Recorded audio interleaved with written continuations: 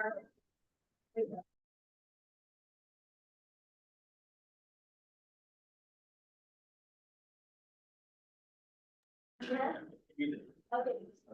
let me pull out the school outline.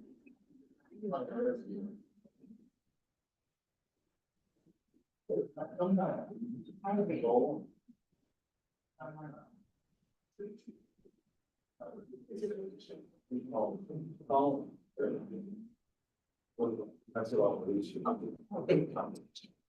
That's a whole board.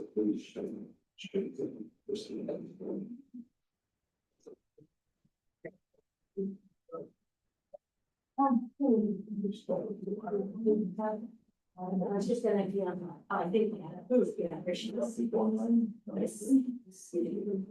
There is someone I didn't. That's it. John. Our John Ford.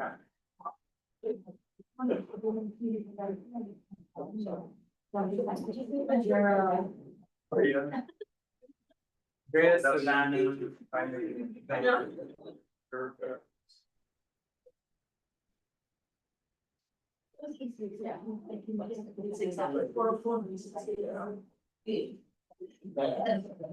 Okay. We'll start, we'll get the call the meeting to order, we'll just get going, I think we'll be getting some stragglers in. There's one, yeah, let's see. She's not a straggler, because we do something. Anyways, call the meeting to order for the Southern Long Shore Water Conservation District. This is actually our meeting, or I have to think, or by month. 21st, 2026, and the time is 4:05 PM.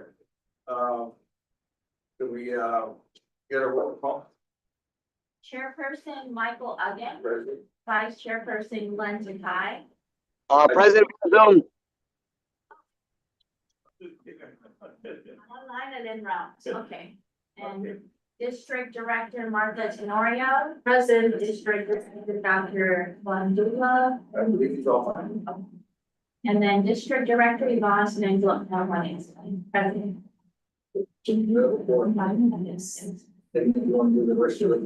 So the rest of the roll call for the staff. Erica Pangolini, District Administrator. Present. Conservation Planner Madeline Flores, President. Project Director Geraldine Dutchman, President. Conservation Associate Davine Pangolini, President. Conservation Associate Jonathan Warhol, President. UOG Technical Advisor, Mr. Martin Costa. And then we also have another Northern Advisor. No more. Oh, okay. Yes, if you're. You're Dr. And over here. Over here.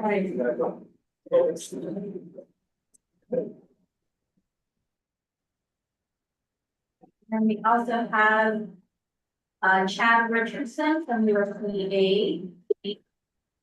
Nathan Flores as well. And then USDA NRCS Jade Darnella. Or signing. Okay, Martha Tenorio from Boston, PA.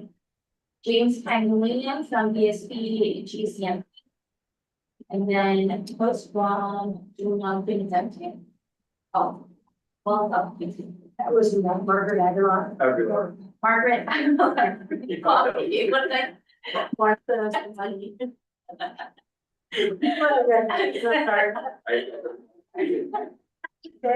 I like Martha. I get from Margaret at the time. Okay, so I think that's it for everyone. Okay, thank you. Move on to number 3, approval of the meeting minutes from November 2019, 2025. Get a motion to approve that. Make the motion that we approve the minutes from the previous meeting. I second. Oh, subject to correction, it's fine. Martin second. I second. Okay, any comments, objections, or whatever? Okay, without objection, so moved. Glenn, can you hear us? Glenn, can you hear us? Yes, I can. Yes, I can. Want to make sure we're, I'm just about a minute out. I already turned in off the Route 10. okay. Okay, moving on to the next item. Okay, welcome your remarks. Okay, so anyways, this is the first partner meeting for the year. And I really appreciate you guys showing up, Chad and Margaret, everybody. Hopefully we need to get some more people involved in our meeting. We gotta reach out to our other partners. Because we have a lot going on this year and like to keep tabs with everybody and, you know, keep them involved in our, what we're doing and what they're doing, so we'll try to make a big effort on that.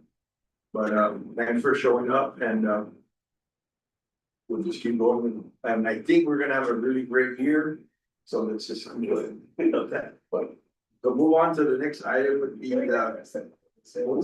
we identify the people that are here on Zoom? oh, okay, go Sorry about that. So just want to ahead. Go recognize, backtrack. yeah, people online, we have Savannah from the Northern Guam District. Andrea Velasquez from Northern Guam as well. John Holt is there. No? Oh, John, different, okay, and then Sean Borja.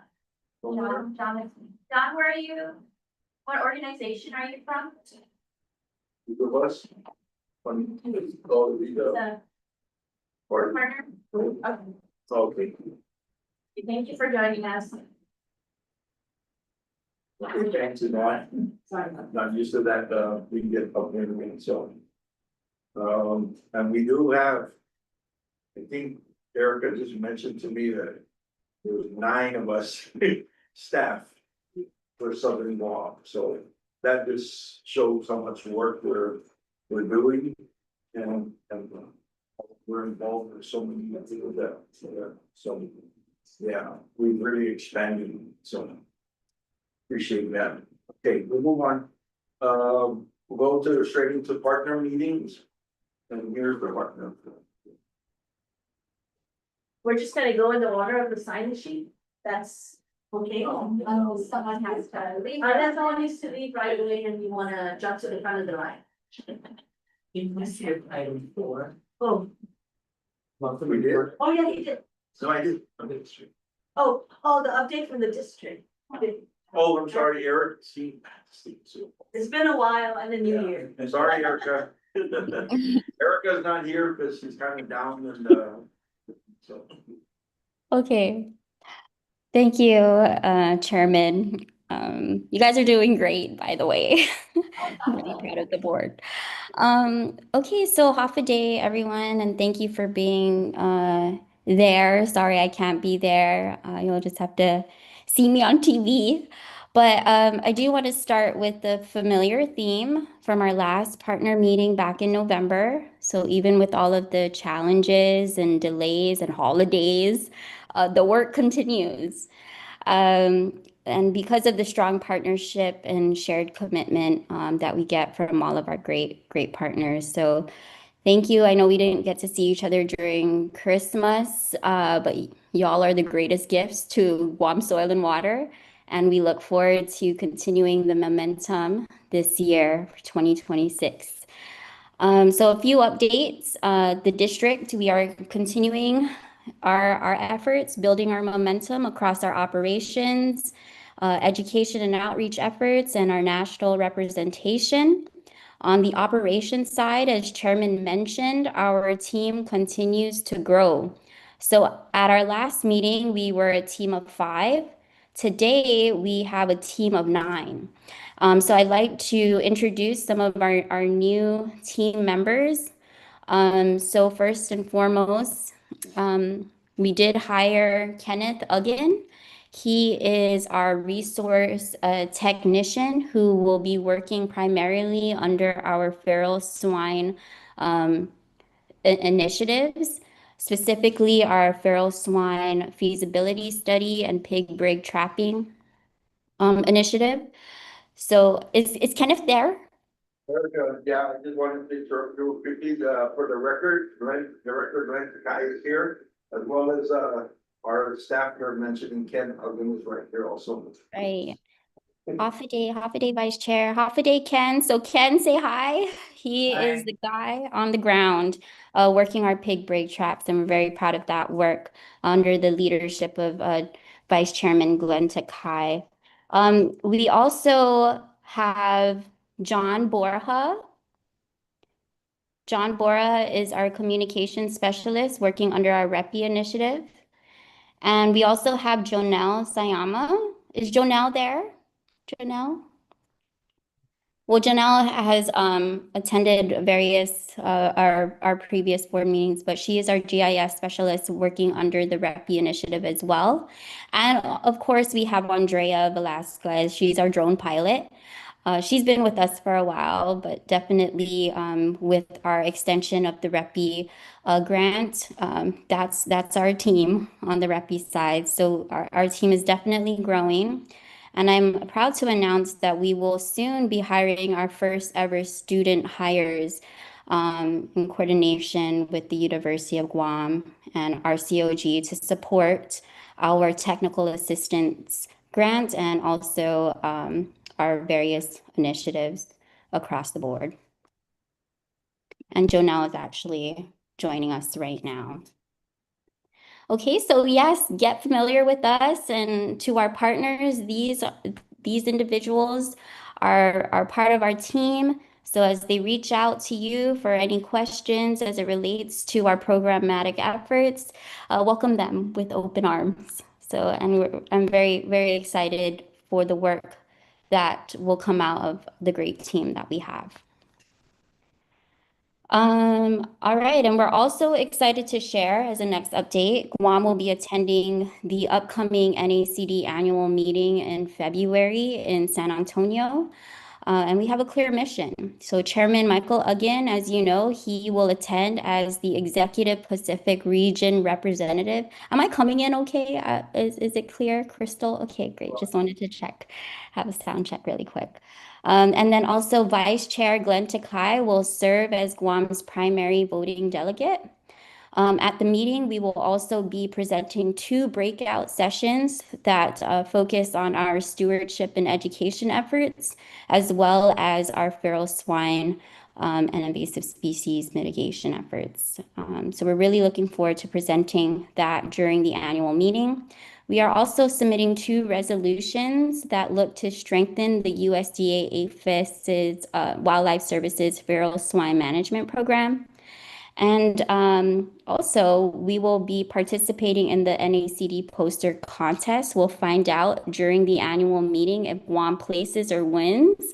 So cross your fingers and hope for the best for Guam, because the first place winner and the submission on behalf of Guam was truly beautiful.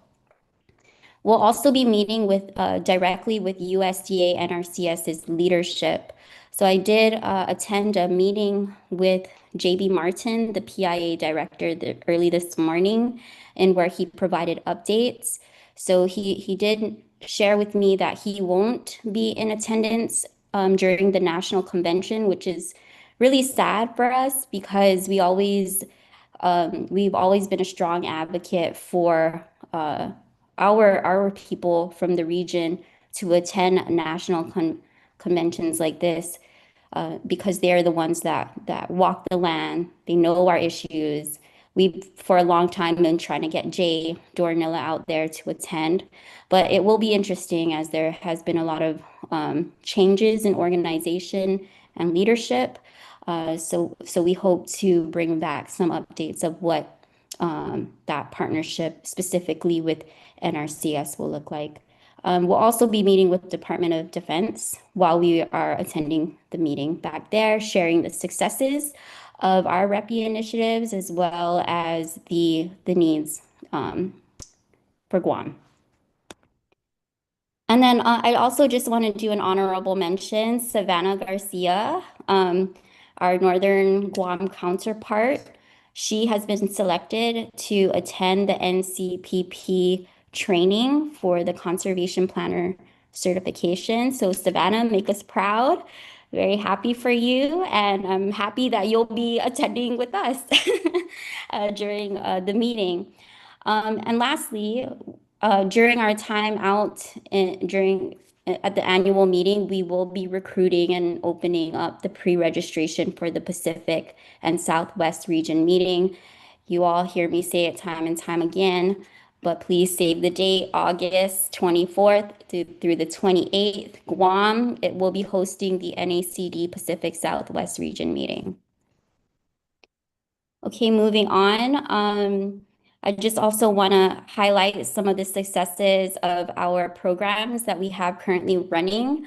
For our feral swine initiatives, we are moving into an exciting phase. For one, the feral swine perimeter fence grant is entering its next stage of design and fence contracting. So it's been a long, drawn out journey. So shout out to Jara for leading that initiative and getting us to where we need to be as we are on a time schedule. So we're right on track, and we continue to move forward with that. And as I did mention earlier, the Southern District, we do have a feasibility study that is well underway with the use of pig brigs, and we're really proud of the progress so far. And I just want to shout out to Vice Chair, to Kai and Kenneth, who will be really moving that initiative forward and overseeing the day-to-day coordination. We're really excited of the successes and the outcomes of that. And in addition, the district also committed some funding to APHIS Wildlife Services to continue trapping for our members.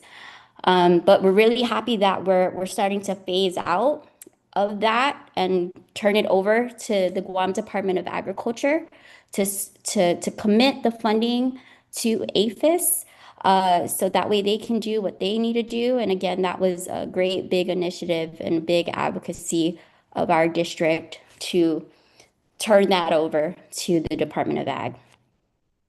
Okay. Moving on, please save the date for Stewardship Week, April 26th through May 3rd. As you know, this is a signature event of the district. The theme is soil, where it all begins. We just had a meeting today with the University of Guam CIS, led by Johnny Borja. So we have a John Borja and we have a Johnny Borja. Okay, so Johnny, thank you for coordinating that effort, but the district does plan to host the second annual Guam Educators Conservation Summit. And again, thank you to Director Marty for attending that and pushing that forward. But overall, since November, the district, we are continuing to grow, and we have some exciting workshops also. I just want to close off that to be on the lookout for some partner and farmer workshops underway under the WSARE collaboration with UOG. And Mark Acosta, our very own technical advisor, will be leading that, as well with Joseph Takaro.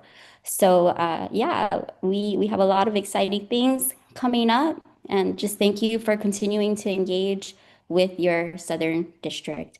With that being said, I'd like to turn it over back to the chairman and to the board for any last minute additions to that update. Thank you. Okay, Erica, thank you very much. Hopefully you feel better. So we'll continue now with our partner reports and partner. Yes. All right, so going on the signage sheet, we have Mr. Chad Richardson. Good evening, everyone. I always like to be first. Well, happy New Year. Hope everybody had a great Christmas and New Year. I managed to go off island for a little bit, see some family back in the States, and actually went down and saw Uncle in Mexico for a week. Had some good Mexican food when I was down there, so that was good. But good to be back home again and chasing pigs. So we got some things to report so far this year too. As Erica said, we're expanding our program as well and building capacity this year. So we had a few new developments, and we'll tear off what Erica said a minute ago about the Department of Ag grant that would be, hopefully it hasn't kicked off yet, but we're still waiting on signatures there. And that grant will allow us to, they want us to help them with feral dog issues within the villages as well, so half of that money will be spent with us helping, with feral dog issues and feral swine. So it'll be a little bit of a hybrid thing, but it does, and will give us some more additional feral swine money to continue expanding on feral swine. And then the goal is with that grant, it's 2 years, the next year, then that money will transition fully over to feral swine for handing over feral dogs. So we don't really honestly want to be much in the feral dog business, but we're happy to help get them started and some of our guys that we kind of helping train some of their folks, some of them behind some folks along the way too. So that's kind of how that grant will work for us over the next couple of years. So it will give us a little shot in the arm for some big money to help provide a little more capacity. In addition to that, we did finally finalize our agreement with the Mayor's Council. So that again has helped us build some capacity. So for now, I brought one of our new trappers, not due to new, but due to the program, for this work, Nate Flores. It's going to be sort of the third field that we have. We've always had a trapper at the north and a trapper at the south. We'll have enough funding now to sort of have Nate in the middle, so he's gonna sort of float a little bit between the north and the south. Work that middle ground there. He lives in Mini now, and so like I had told you guys before, my goal has been to, these guys live in the community, they are the community. So Nate lives kind of in that part of the island, trapper in the north lives in Denville, trapper in the south is John. So that's kind of the program I'm running with. So we're excited to get that third wheel going. So Nate just started with me, just right at the end of the year, right? First of the year, very last week, just after Christmas. And Nate had worked with us for a few years now and did some of the work we initially had work up in Northwest Field, did some of the feral swine stuff, until what time he transitioned over to our K9 division. Was trained to be a K9 unit with that group, and then I stole that. So yeah, we're really happy to have Nate. So I wanted to introduce Nate to everybody, and so yeah, some of the folks in the south will definitely see his face here and there as well. So to date for the quarter, I have a list of the calls we've had. We've taken about 120 pigs in the south. That's up to the end of the year. We've taken about another 40 since then. So to date in the south for the fiscal year, we've got about 160 pigs. And in the north, we've taken 220 something. So we're approaching 400 pigs for the year so far. I'm in line. So going good. I have challenged these guys this year to beat last year's record. As I said, I broke the record last year. We had 1,300 pigs or so thereabouts. The goal this year is to go get 2,000 pigs. So we're really trying to ramp up the program, and so appreciate you guys' partnership. Looking forward to working with you. Another year. Just gotta keep trucking away. Any questions for me? So, hey, just so this is Glenn Takai, he's one of our directors, and he's the guy gonna be doing a lot of that is killing back there. So just you guys can be familiar with each other, because there could be that where coordination things like that and stuff like that, right? Same. Yeah, that's definitely something I kind of would like to work behind the scenes. I didn't bring that up, but we've got to, you guys are going forward with this program. We have to make sure we don't get our wires crossed. We're gonna be counterproductive if we don't. So, we need to be communicating pretty regularly. There's no sense in us getting a call from the next neighborhood over and not knowing that you guys may already be working in that neighborhood. So that's definitely something we're gonna make sure that we're together on. So, and your dog catching also, so the dogs is not a deal, right? They're not taking out dispatch before they get up there. No, we're not really using dogs as part of our program. It's not, there's been some dog use in the past, and we used it on base, we had, individual that we had contracted to do some intermittent dog work, but we don't really have any intentions on large scale dog work. It's not a way to really catch large things, so it's not gonna be part of our arsenal. I'd still love to get the helicopter in the air someday, but it's another challenge. But that's all I got really right now, unless you got anything else. Again, happy to be working with you guys again for another year, and you got my number, so if anything comes up. Yep. Thanks, Darren. Thank you, Chad. Welcome, Nate. And Nate, welcome to the movie. Yeah. Thanks so much. Moving along, we have Jeremy of the ocean. I'm happy to be here, and I'm happy to announce I retired from full-time employment with the University of Guam. Thank you. But I'm a workaholic and they offered me part-time employment, so I'll continue teaching ag classes, but I won't be doing any extension or research.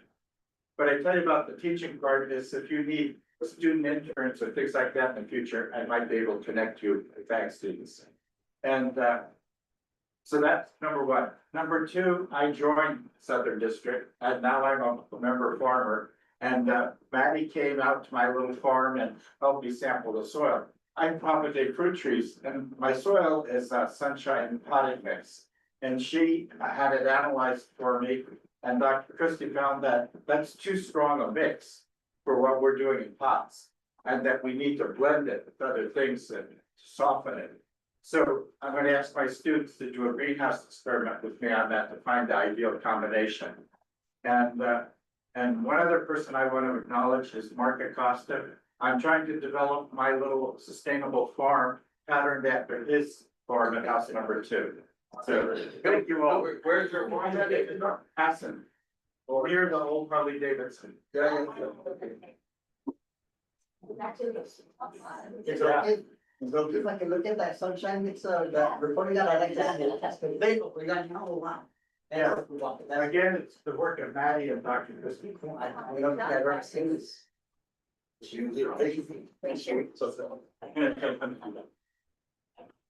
Okay, All right. good job on that. That's good info. I have a couple questions. What kind of plants do you have in that section? So the primary ones are mango and avocado. But in our greenhouse, we grow a wide range of fruit and vegetable crops, and we were using the sunshine mix for everything. For, watermelon, lemongrass, you name it. But she was saying, no, it's too strong. We should weaken it. For the visual plant. No, overall. Again, we're talking about in pods. Because a straight sunshine mix is too much nutrients. Just good to know. A lot of times I will use it, even we. Yeah. Well, I have to learn to mix it with other things. Well, Well, what was high there is were you building the organic matter percent was too high for your operation, or what was the?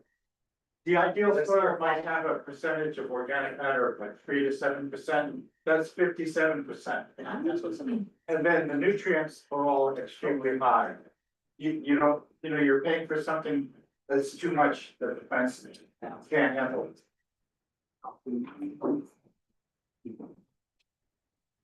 Thank you. All right. Now we move on to Jay. I don't have much to report on, but so the only thing we've been doing this new fiscal year is we ended our first year sign up, first round for equip to CSP. We don't know if there's gonna be a second one, but it ended in January 15th. So the numbers were, we had 24 equip applications, made up of 13 from the south and 11 from the north. And 11 CSP applications, 6 from the south and 5 from the north. So what we need to do now is we need to come up with some cost estimates for each of the applications, so that we can kind of give us an idea of what our budget's gonna be for the year. I think for the total PIA, which includes Hawaii, and some more city else, we had about 16 million. So it's a little less than fiscal year 25, so the sooner we get our cost estimates in, the sooner they can start allocating some. So that's kind of like one of the big workloads that we're working on.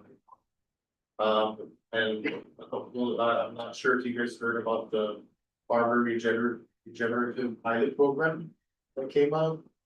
So that's basically another fund tool under EPIRP and CSP.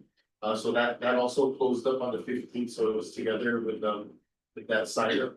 How that works is that for each of the EPIRP applications or CSP applications, it goes through the whole planning process where we have to assess all the resource concerns that we should be doing. And we try to address as many as we can, but then there's certain conservation practices that they must a contract within the contract. It's a 5-year contract. And some of the primary practices that they need to have in their plan are conservation crop rotation, contour farming, contour orchard, and perennial crop, cover crop, drainage, water. Well, these two here, they're omitting because we don't do that out here, which is drainage, water management, forest harvest management. We don't do that out here in PIA. But then we do irrigation, water management, mulching, nutrient management, pest management, prescribed grazing, residue and tillage management, and no-till, residue tillage management, and reduced till and strip cropping. So basically, these are just the practices that we normally plan. So there's a big chance that when we do go through the ranking, which we're not able to do just yet, but we'll find out this Friday. A lot of our applicants may be eligible for this funding pool, and they'll just need to decide if they want to proceed with that or go with our regular fund pool. So that's one of the newest things that's come out. And that's all I have for now. I don't have any new announcements. Hopefully I'll have more by Friday and then sample will take. So. When will you know if you're gonna have a second round? So after we do this, the first round ranking, and if they get all the applications estimated, then we can see if there's any leftover money. Because all we got is the 60 million for the entire PIA.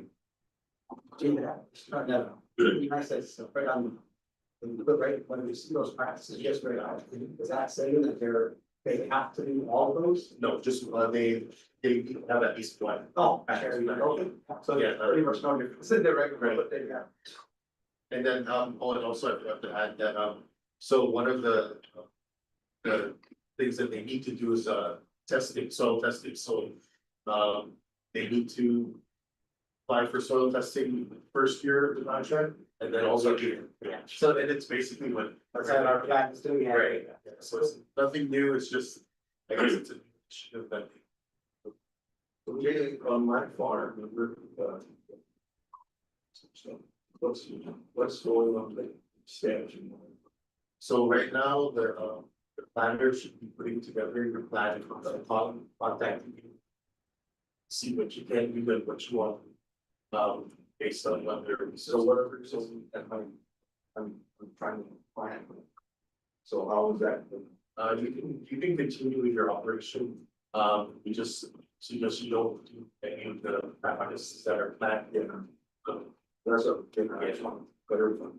But it's not supposed to affect the operation. If you have any questions, just listen.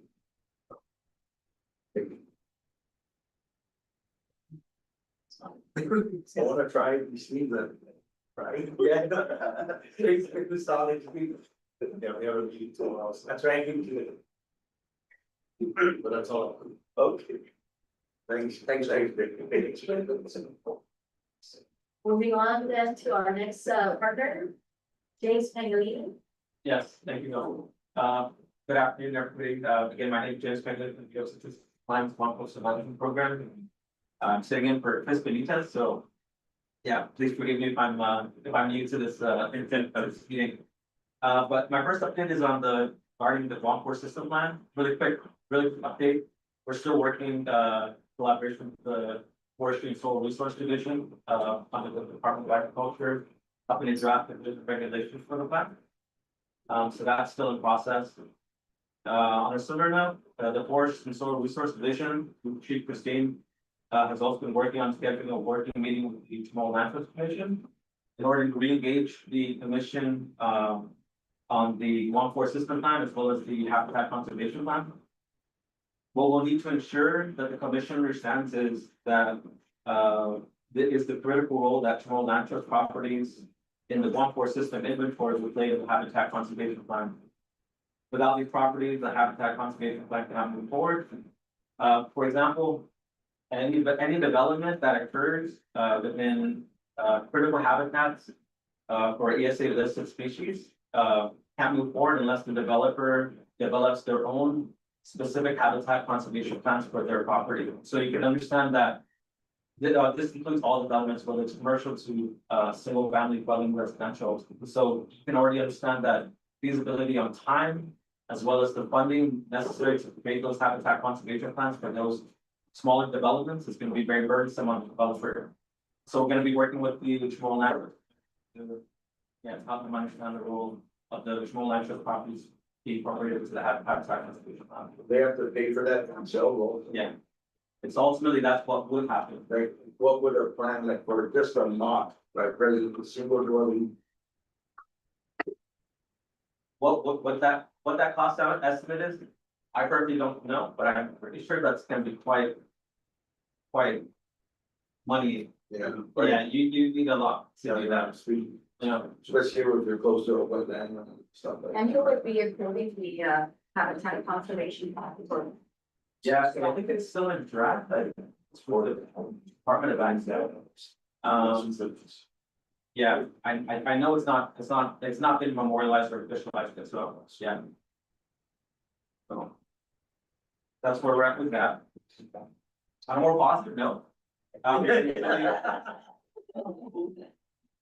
Well, it depends on how you look at this. So we recently installed flood signs, flood warning signs in the villages of Rizzo and in Santa Rita last week Friday.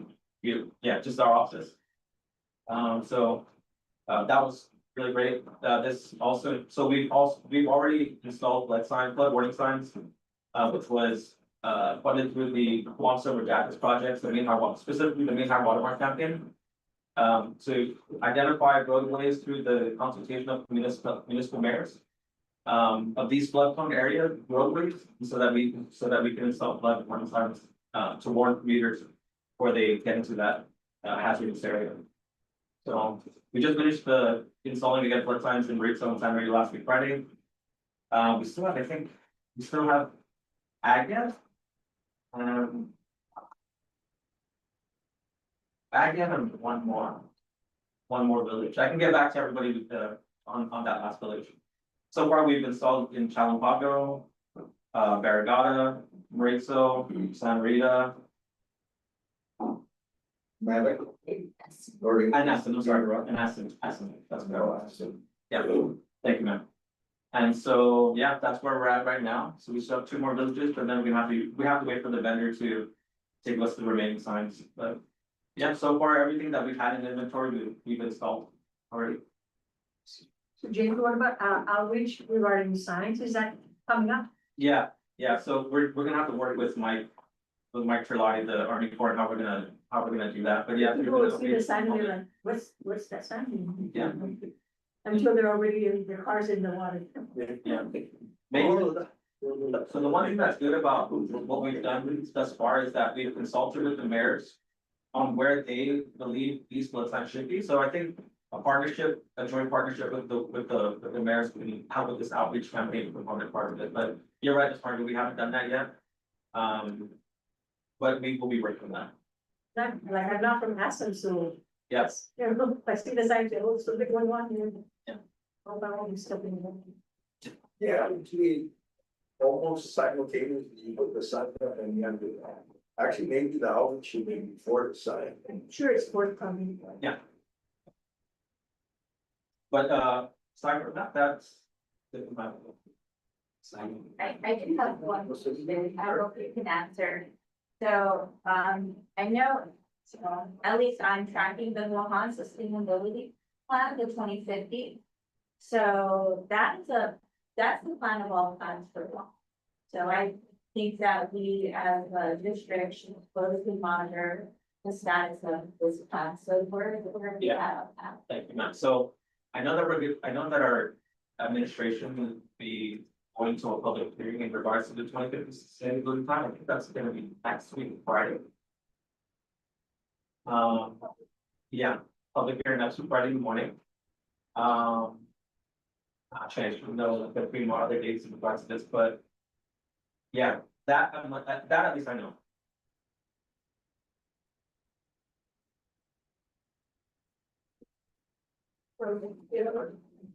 Thank you, James. Thank you. Moving on to the smart.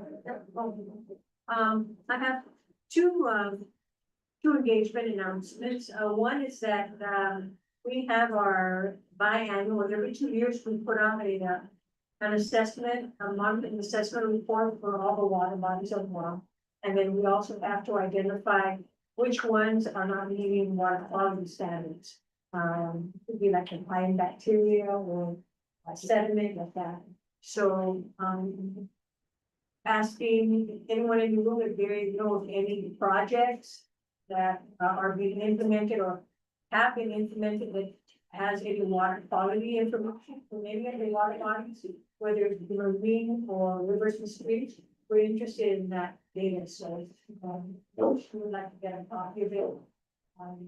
Of the data and our monitoring years, we take a look and see how it may or may not qualify to be, put into our report, and maybe get on the list of quality improved water. So looking for those types of, reports and information. And then our water quality standards, we're reviewing that and seeing how that needs to be updated. For me, the focus at this point is, every so often USEPA puts out, they do an assessment of different, toxic chemicals, and they add information, and some of the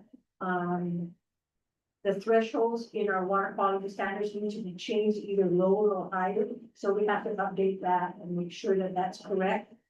We have some regulations that are being changed, locally, so we want to incorporate those to make it Guam specific. So, we will put the water quality standards on our website, or I can forward it to your board of directors. They can take a look at it.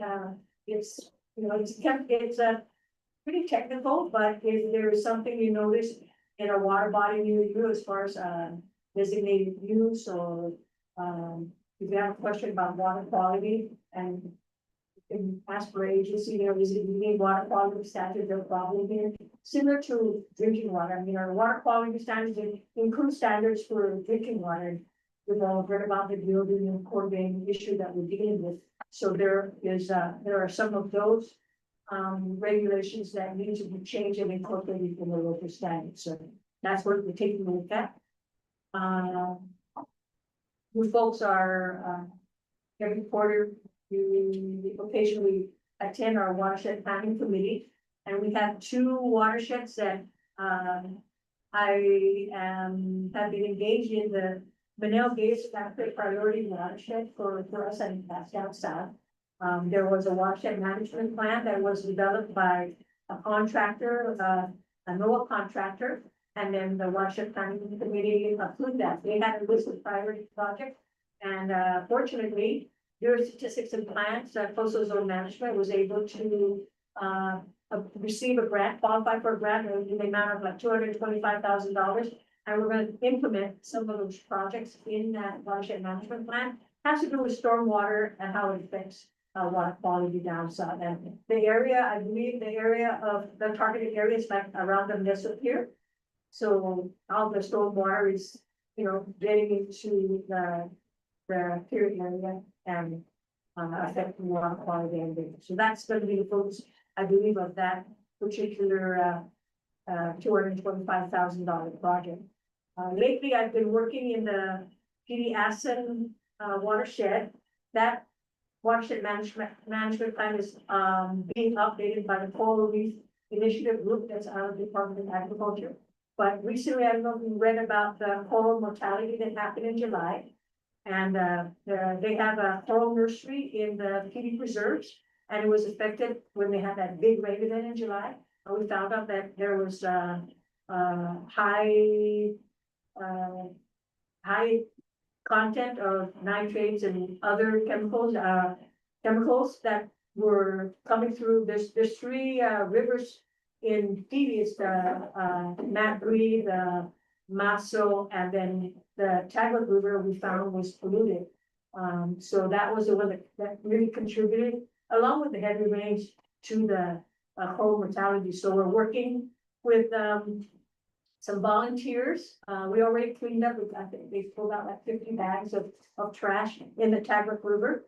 And it's adjacent to, two stores, and one store cleaned up really fast and the other one having problems. So Coral Reef Initiative was able to get a volunteer group, and then the mayor gave us their disposal ticket for the landfill. So we're gonna implement that cleanup project at the end of the month. And it's really to protect the water quality in the Tagalog River and try and improve it. Tagalog River, it's in PD, and there's a discharge point, where is it, the Fisheye Park? That's the area where the coral nursery was, but the water's flowing out of the Tagalog River and into the coastal waters. It's about maybe a mile down or maybe 3 blocks down from that. And then also the Mosso River. The Mosso River is there, but we didn't find it.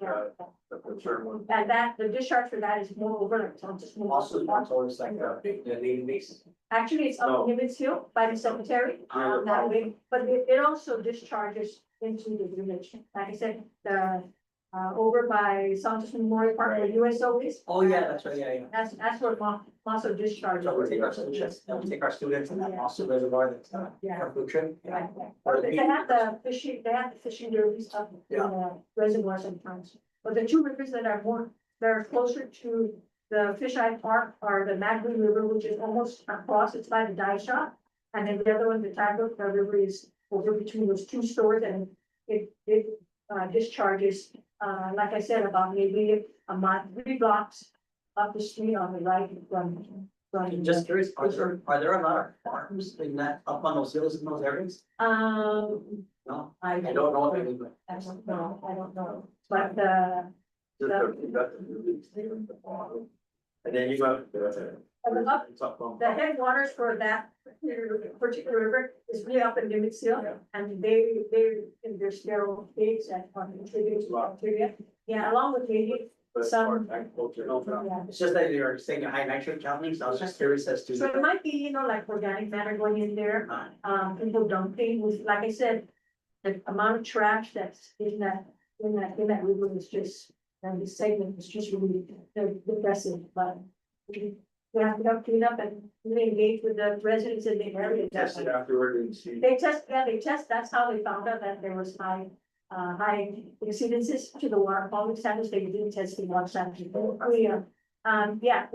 After, especially when there's a big rain event, sometimes it flushes out a lot of the debris and the contaminants. But, we found that, there's man-made materials in there, like that chairs, just household debris that's in the rivers, and it's just a problem everywhere.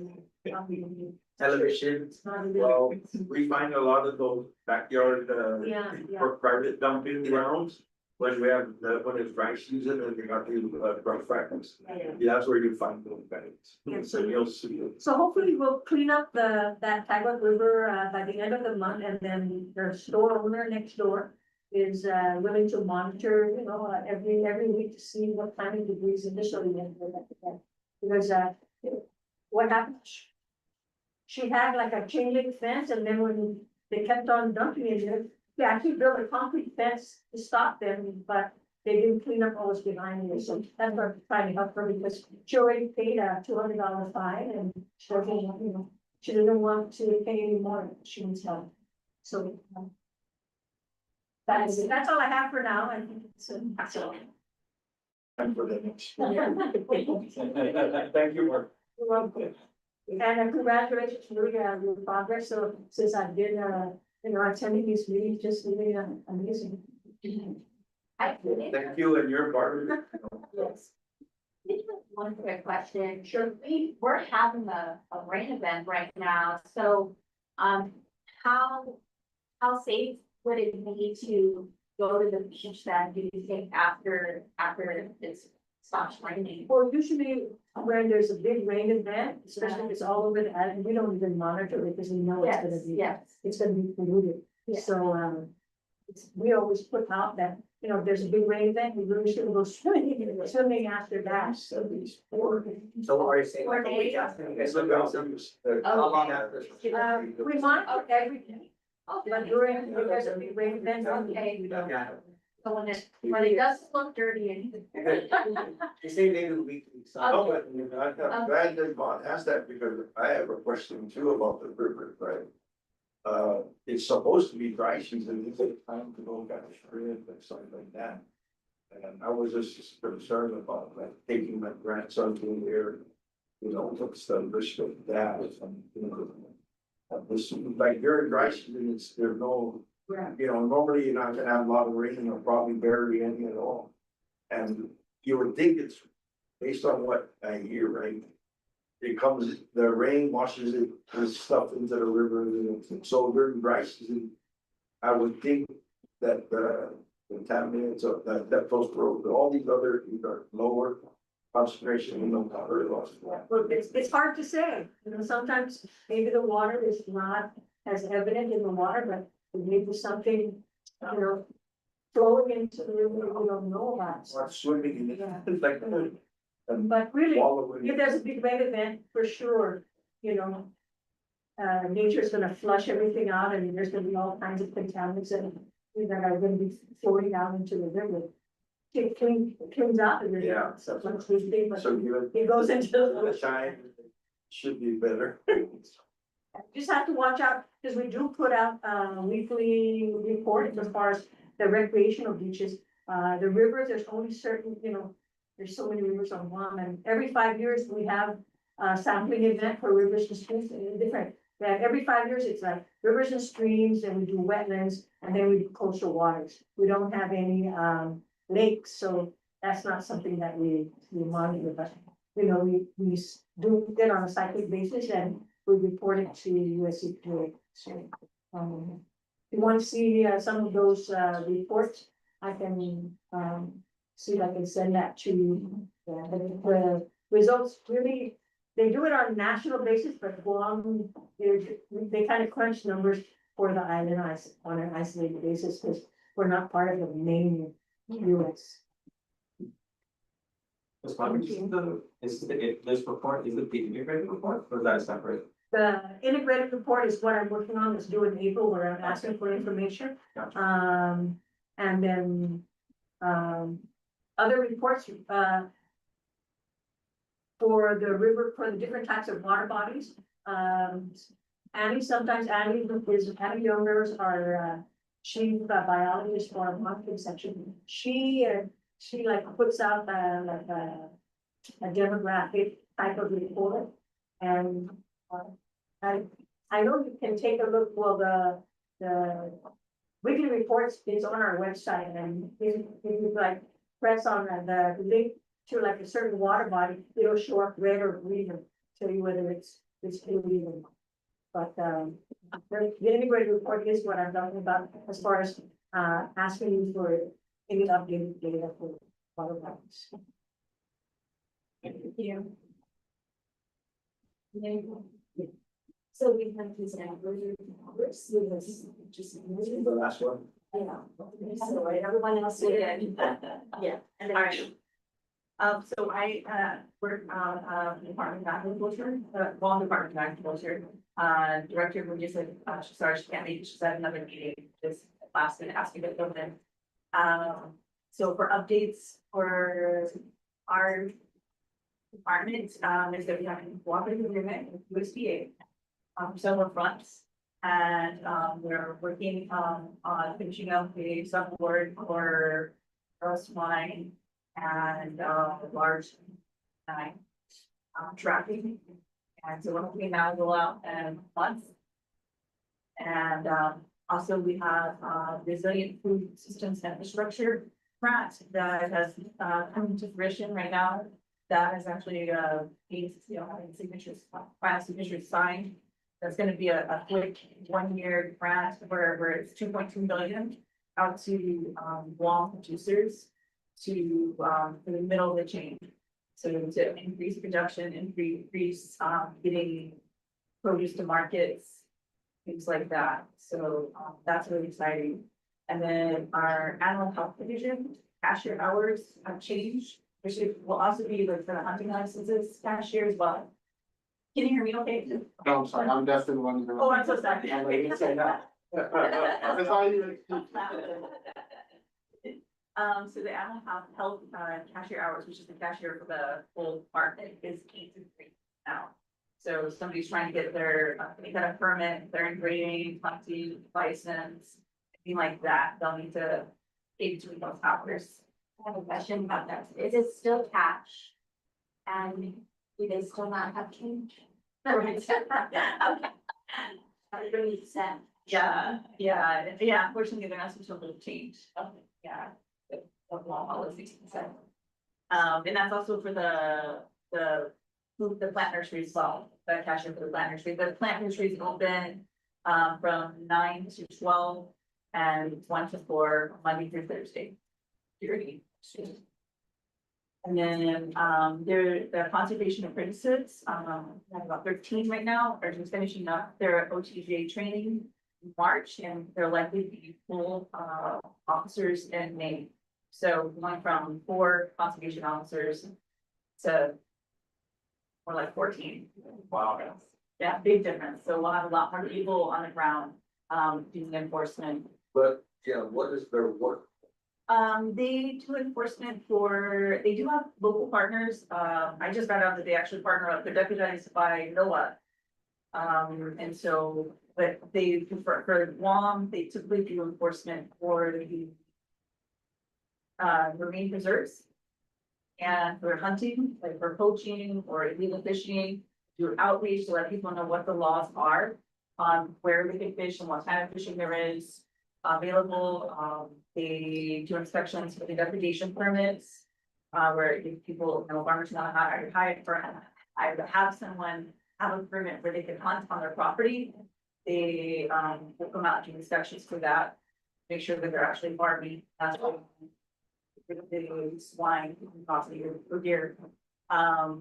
They are going around informing like fish stores and vendors, like threatened endangered species.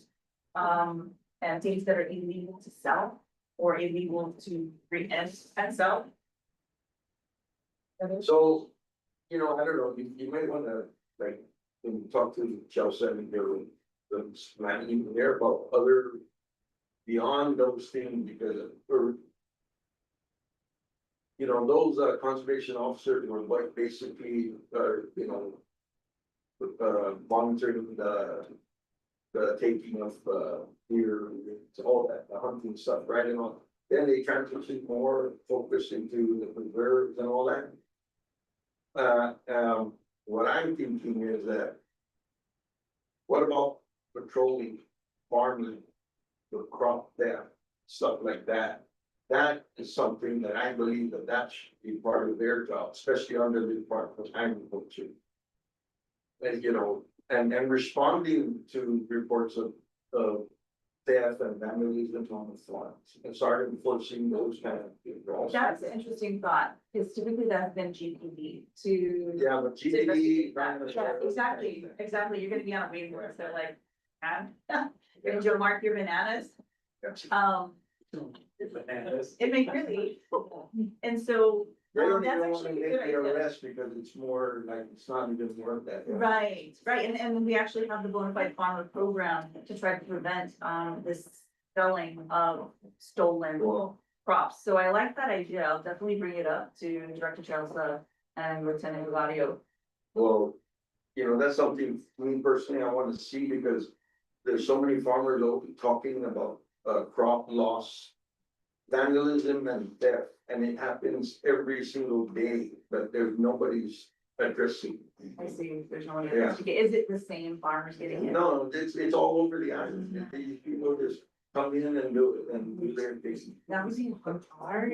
Maybe just be a presence, I guess, but you're gonna have more. Presence is always a deterrent. Yeah. And you don't see presence of them in any of our areas, really, unless they're coming to do your permit or something like that. Right, yeah, you're right, I do, yeah, at night, it's usually, they do find poachers at night every once in a while, so they do, and I think it's. Well, they've been- that's actually another thing too, because there's a lot of poaching. I call it poaching because hunting at night is not hunting. Right, If that's a, you go out to, that's me. And before I remember, they're out there doing that. I'll bring that up as something for them to consider doing now. They're gonna- Crop loss, crop damage. The. Very important. A lot of people all the way down to Molesto, they give up farming because they're losing their crops all the time for days. Yeah, I don't let them allow so anymore, because I'm not gonna give Or it you're back. not there. Yeah, well, I'm in a lot, but I have, I just have a bunch of banana trees down there, but I don't Yeah. anymore. It's all that for somebody else. Yeah. Oh, So I- that's something that, I mean, that in the States, they do a lot of that kind of stuff. The conservation officer can watch their thing. They're aware of who's the landowners, who's farming, and all that, and they know where they can access, like to hunt. They normally, like, if the farmer gives them access to hunt. The conservation officers should be aware of that also, so that when they find it there, they know, stuff like that, and that all comes from working with farmers, ranchers, landowners and stuff like that. Yes. You're not gonna get that if you're not going with it to those. So, and that's what we would like to see, as farmers. That needs to be a big thing to be addressed with the Department of Agriculture conservation. I will definitely bring out that, go to them and throw it out there, and I think personally, I think it's a great idea. I'll let them know about that. Also, we have a forestry grant that's open, it's a community grant, and if you need to scan the QR code, if you're interested, I can send it to you, or I can send it to the chat. I'll send it to one of the chat administrators for the forestry grants, community grant. Anyone who wants to plant. Somebody. Her trees. Finish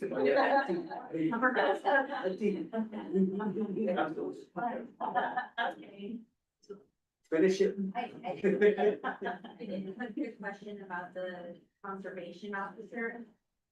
Do they go out to farms and inspect for improper use of pesticides? They don't, that would actually be the agricultural specialist, that would do that, but they do have the right to go and inspect farms.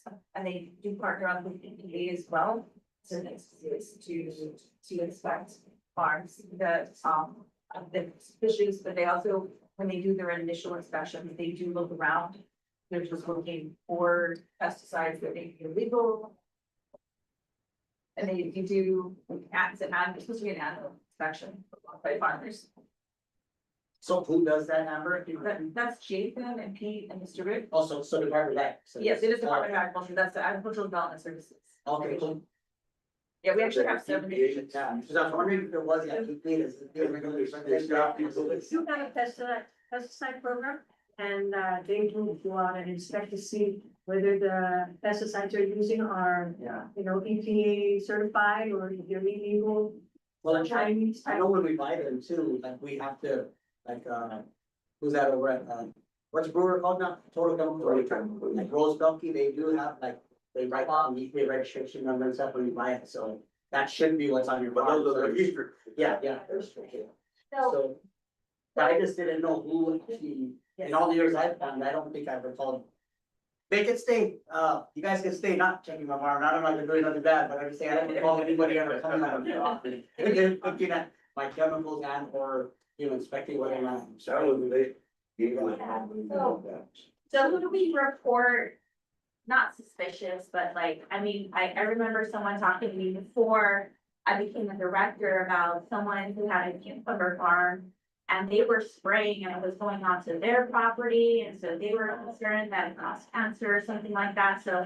Who do we go to first for something like that? EPA or? You call either one of us, because they typically get each other involved probably. And then our pesticide section, we send someone out to look at your. And we probably go with one of the agricultural companies. Well, and then on that same note, did ask for outside assistance. Several agencies got together and they requested outside assistance from, Region 9, it's called Passenger Lead.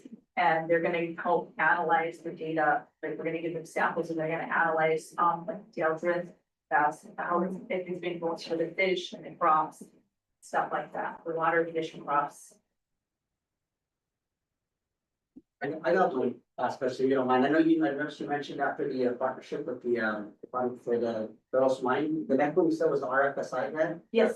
I'm just curious, will you guys know, or, I know I've been watching your AG's website. Mhm. And I know that it's in review, but when do we actually know that when it's actually signed, closed and moved on to the governor's office? Or is it that? So once it gets signed at the Attorney General's office, they call us, they send a runner over, then it goes back to our office, and then we stamp and receive, make another paperwork, send a runner out, usually the next day. Then it goes to the governor, yeah, and the governor's usually fairly fast. It's the AG. Yeah. Yeah. So you get a push, how do you get a push on that? I'm like, look at it. I tried for that RFSI grant. Yeah, yeah. Yeah, they were kind of snide about that one, so. I was like, okay. But are you affiliated with someone in that? Yeah, I'm trying to follow that one, I'm trying to get that. Other than, I'm on the macro grant as well, but I haven't seen the micro grant, the 2023, I That haven't one's seen going one. through, that one's going through, that one is at the AG's office, That's done. as of this morning. Okay, cool. So that's gonna take another, 2 months, I would think, yeah. Since- 2 to 3 months, for between the AG's office and then getting it distributed Okay, from, So is it- all the signatures. are you saying that's kind of the average time frame? The RFSI got there, I think, on December 12th. Right, it did. Okay, Yeah. so if we're looking at, so maybe, February 12th? You know what, it just depends, because before I had 2 grants that went to the Attorney General's office, 1 week apart. One is already being reported, the DOA has gone through all the signatures. Wow. And then the other one's still at the Attorney General's office, because it got caught up before the holiday, or after the holidays. So it really just depends on, I guess it's probably how people are out working and how big the contracts are in front of it. Okay, thank you, Amber, yes.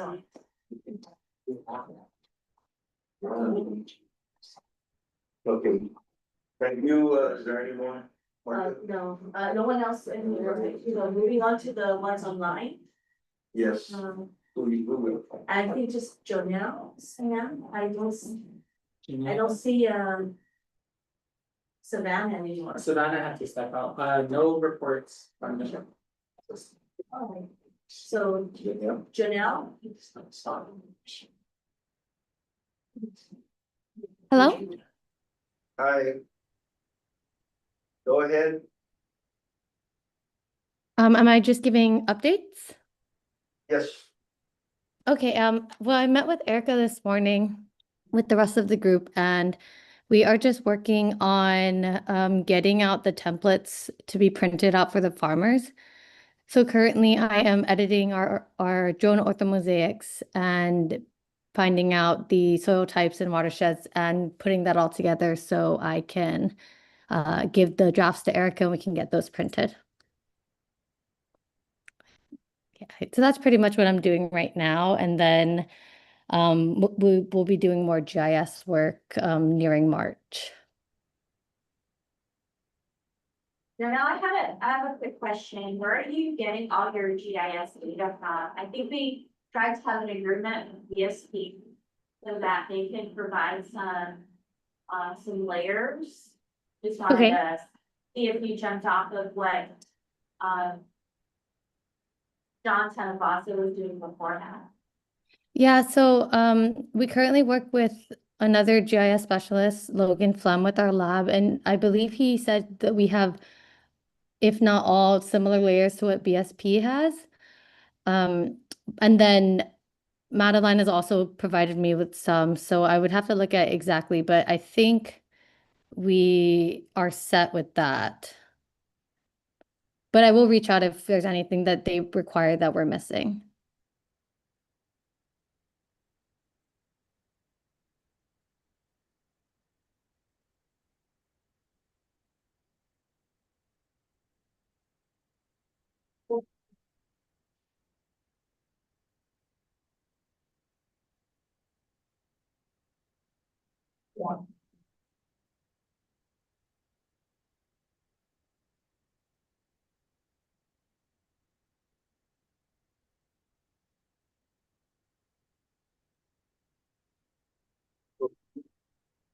Anything else? Any questions? Anybody for any subject? We're already heading to the end. We're kind of early now. Yeah, we are. We are, so. There's no public comment regarding here, so we'll move on to. The next one is announce our next bi-monthly partner meeting will be March 11th, 2026, so. Things over the best in September, so, like your market, you guys have your section there with them. And a lot of them used to show up for the meeting, but of course, they don't all have to show up, but there are some that would. That maybe you can help provide that force for you or things like that. Yes, if you'll send the invitation to me, I'll be a lot more likely to find it in my inbox. If it's an invitation to me, I can forward it to the chief. Or at least get Or input. to go to project leads that might have something of interest to the group. Okay, yeah, just so we're not missing out on anything now. So. Yes, because I actually work out of the director's office. So I do work all the divisions, but it's good to know, like, if someone has something exciting, like, it would have been nice to have Chief Christine here, Forestry, tell about her grant. Yeah. But I just shared the flyer with Johnny. There, the chat. Okay, well, yeah, that's something like that would be good for them to, that one to show up and start moving that. Yeah. Okay, I just wanted to note that, so March 11th would be the last monthly partner meeting before we have the big regional meeting, right? So maybe we want to invite agencies to kind of come in and so we can kind of prepare for our meeting. Yeah, so, for the, yeah, our August, yeah. Pacific region. It's August, March. I wait up here. Okay, yeah, so, August like coming up, 21st. yeah, coming up to the. Okay. The whole island will be. Okay. It'll take like 6 hours a week. Hey, I don't know what it's been. Okay, so I guess that's it, department. Right, I'll make the motion to adjourn our partner meeting for today. okay, Second. okay, thank you all for coming, I appreciate it, all the comments. You're the next one. Don't be wrong. I was kind